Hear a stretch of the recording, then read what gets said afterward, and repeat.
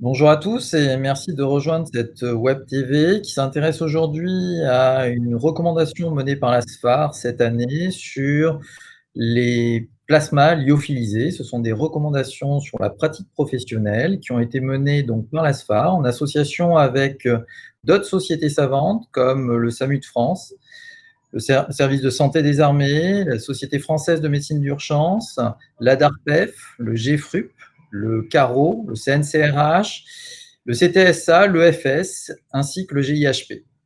Et pour mener ces recommandations, j'ai l'honneur et le grand plaisir aujourd'hui d'accueillir Delphine Garrigue de Lille, qui a conduit celle-ci avec ses différentes sociétés. Alors Delphine, la première question que j'aimerais te poser, c'est de savoir finalement pourquoi cette penchée sur ces Plio, dans notre univers d'anesthésie-réanimation? Merci Hervé. D'abord, merci à tous les gens qui m'ont aidé à mener à bien ces RPP. Alors, ces recommandations sont en fait une commande de la Direction générale de la santé. Pourquoi? Parce que le plasma lyophilisé est un produit qui est fabriqué par l'armée, qui est utilisé par l'armée et qu'on voudrait déployés dans le milieu civil. Alors, aujourd'hui, en fait, qu'est-ce qui se passe? On a plusieurs plasmas qui sont disponibles en France. On a des plasmas qui ont un statut de produit sanguin labile, qui sont soit préparés par l'Établissement français du sang, soit par le centre de transfusion des armées. Alors, ces plasmas, ils sont soit issus de dons de sang total, soit d'aphérèse, et ils sont sécurisés soit par quarantaine ou par un motosalem. Et puis ensuite, on a les plasmas qui sont lyophilisés. Et en dernier, on a un plasma qui n'a plus le statut de produit sanguin labile, qui a le statut de médicament dérivé du sang, qui est à la base un plasma congelé qui est sécurisé par solvant détergent et qui maintenant est commercialisé par Octa Pharma. Alors, dans les conditions d'urgence vitale, alors qu'on n'a pas de la disponibilité des résultats de phénotypage érythrocytaire, les seuls plasmas qu'on peut utiliser sont soit le plasma lyophilisé, soit le plasma de groupe AB. Il n'y a aujourd'hui aucun argument clinique ou biologique qui permet de prioriser un plasma par rapport à l'autre. Donc il faut bien comprendre que le plasma lyophilisé est parfaitement l'équivalent d'un autre plasma congelé. Il y a un délai de préparation, il y a un délai pour le transfusion malade qui va être très différent. Avec le plasma lyophilisé, où on va avoir la reconstitution et pas de nécessité de commande et de transport de ce plasma. Donc on l'aura entre 6 et 10 minutes, tandis que les plasmas frais congelés, il y a tout le temps de décongélation et le temps de livraison, et donc on a des plasmas plutôt en 30 et 40 minutes. Donc ensuite, sur les différents plasmas lyophilisés, on va se concentrer aujourd'hui sur les plasmas qui sont fabriqués par l'armée française, que je vais appeler les Plio. Il y en a d'autres, vous avez la diapo, qui sont fabriqués en Allemagne ou en Afrique du Sud. Mais le plasma français, lui, il est donc issu de plasmas d'aphérèse qui proviennent maximum de 10 donneurs. Les donneurs sont de groupes différents. Il va y avoir des donneurs de groupe A, de groupe B, de groupe AB qui sont choisis, qui sont exempts d'anticorps anti-A et anti-B. Et ensuite, on fait un mélange soigneux et délicat de ces différents plasmas, et du coup on va obtenir un plasma de groupage ABO universel. Donc c'est assez fantastique, hein, en conditions d'urgence vitale, le plasma est universel, on n'a pas besoin de test au lit du patient. Donc ce plasma, il va être ensuite conservé à température ambiante entre 2 et 25 degrés pour une durée de 2 ans.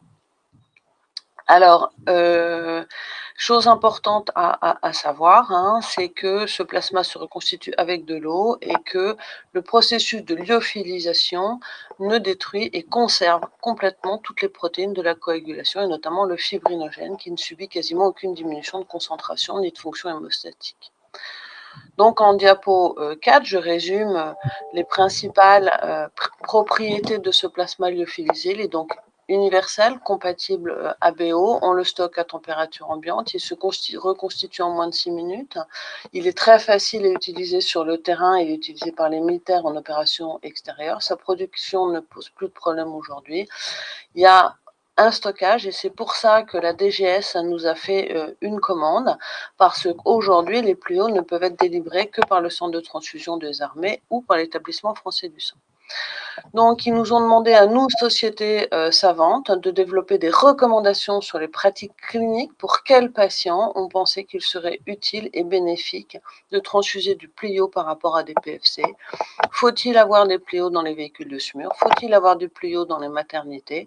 Faut-il avoir du pléo dans les services d'urgence? Donc la DGS nous a demandé de répondre à ces questions pour eux ensuite s'adapter à modifier les décrets, à savoir où est-ce qu'on pouvait stocker ces pléos et prévoir aussi les évolutions réglementaires avec l'entreposage et surtout établir des codes de sécurité sociale pour pouvoir facturer ces pléos. Donc l'objectif, donc toujours sur commande de la DGS, a été de faire des recommandations et de définir la place des pléos, des plasmas lyophilisés dans la prise en charge des patients en choc hémorragique ou à risque de transfusion massive dans les contextes pré- et intra-hospitaliers.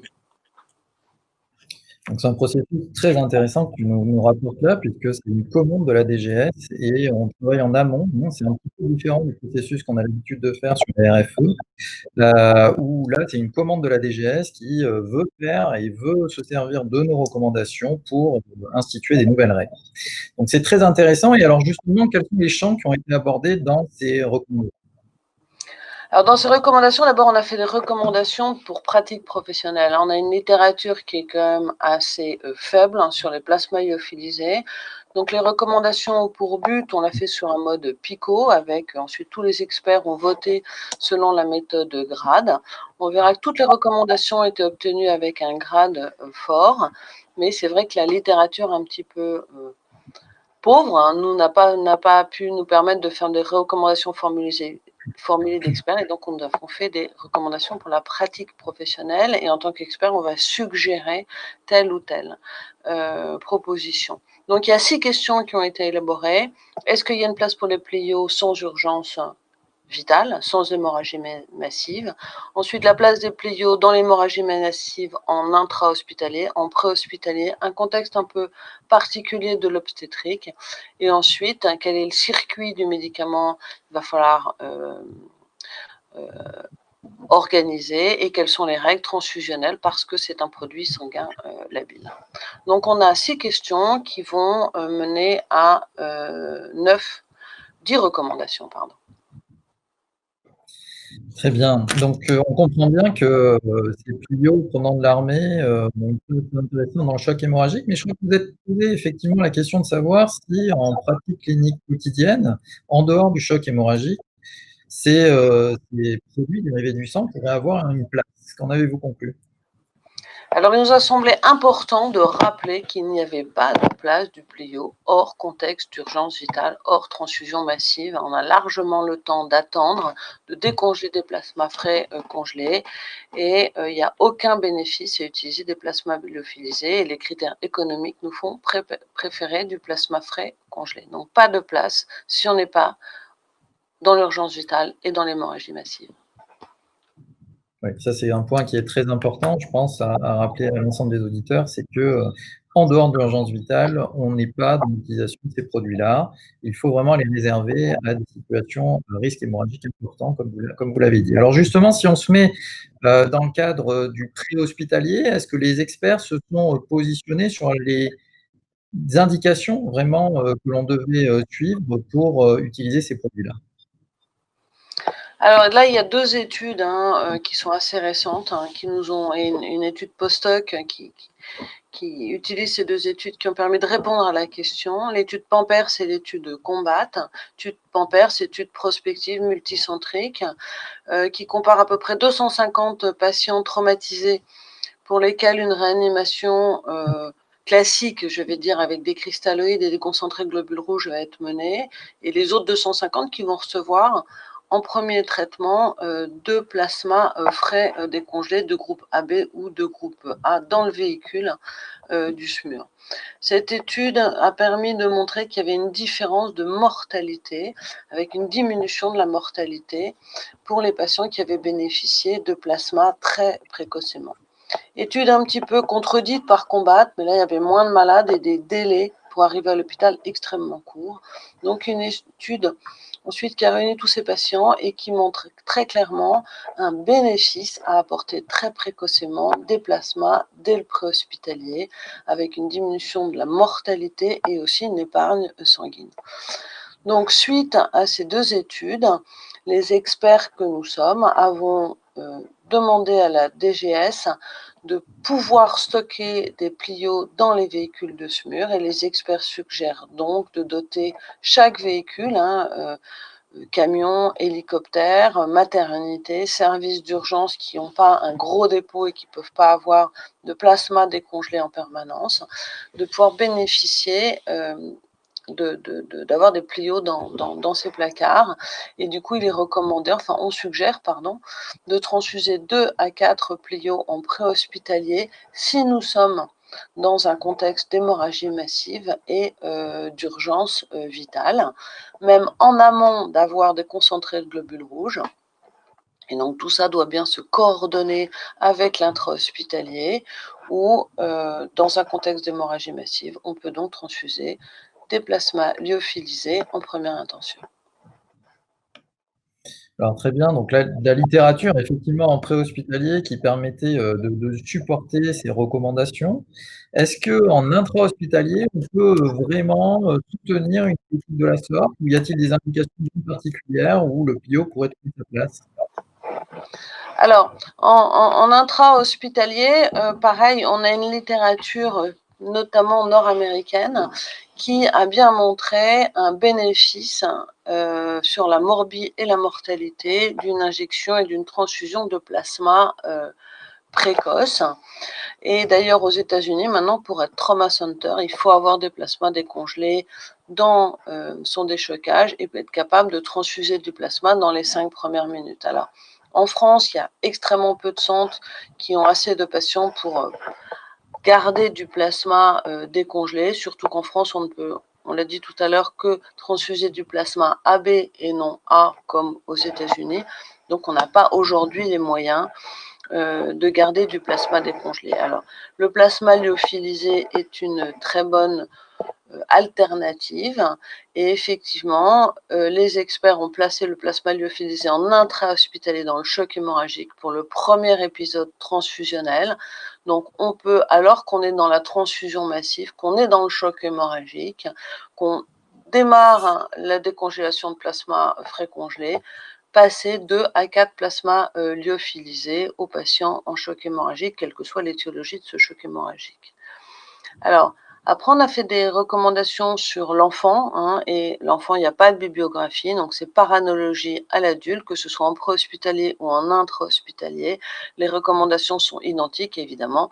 On adapte la posologie au poids de l'enfant avec une posologie de 10 à 15 ml/kg.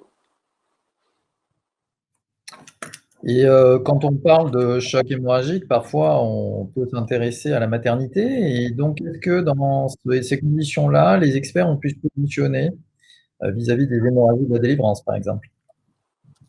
Alors, on s'est positionné aussi en disant qu'il serait intéressant d'avoir des Plio dans ces maternités qui sont parfois lointaines. Pourquoi? Parce qu'on a une mortalité maternelle et fétale qui n'est pas du tout négligeable dans les chocs hémorragiques. On connaît que les hémorragies du péripartum sont parfois massives, supérieures à 2,5 litres.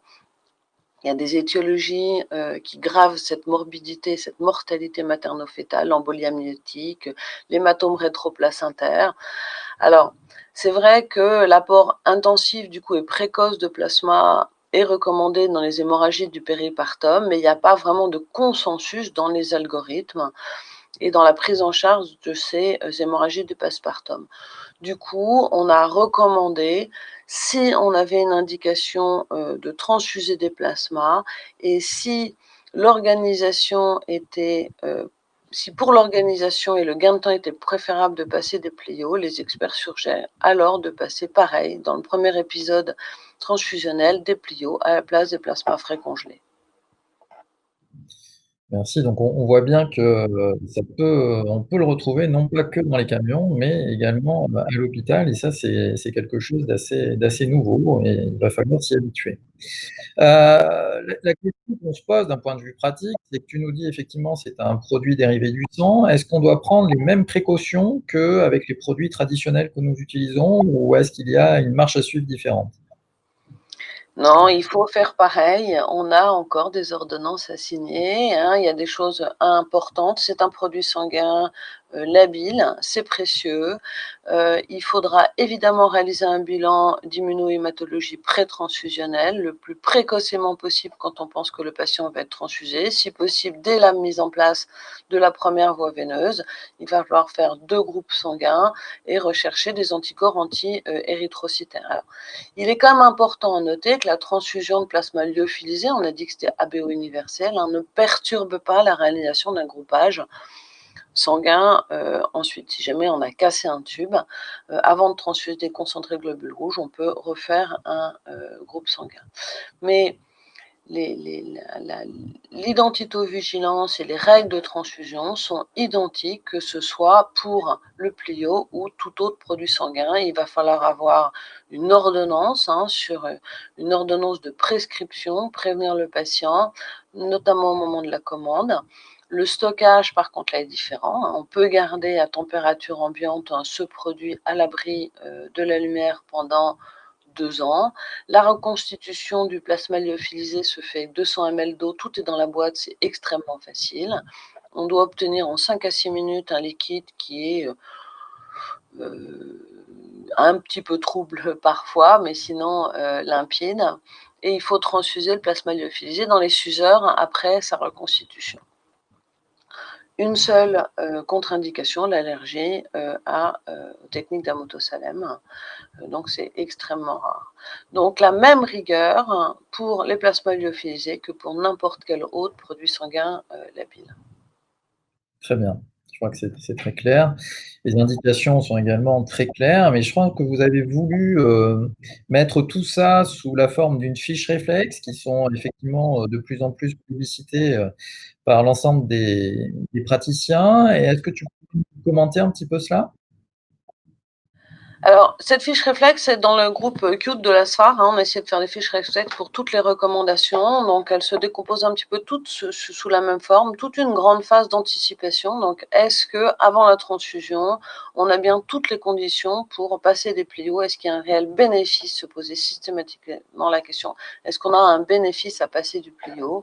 Ensuite, on rappelle que ce soit en intra ou en pré-hospitalier, les critères et à qui on va avoir qui va bénéficier de cette transfusion de plasma lyophilisé et ensuite les recommandations dont on vient de parler.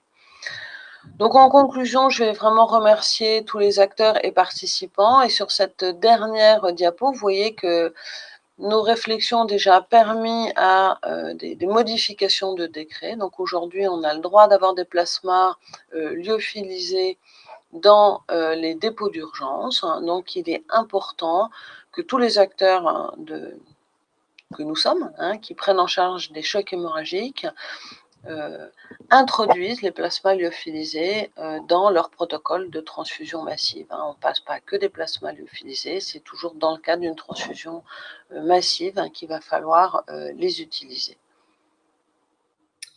Eh bien, merci, beaucoup Delphine, hein, pour, l'ensemble de ta présentation qui est très claire sur le sujet, avec des recommandations qui, comme vous le voyez, vont avoir un impact sur les modifications de pratique. C'est ce qu'on recherche souvent dans nos recommandations.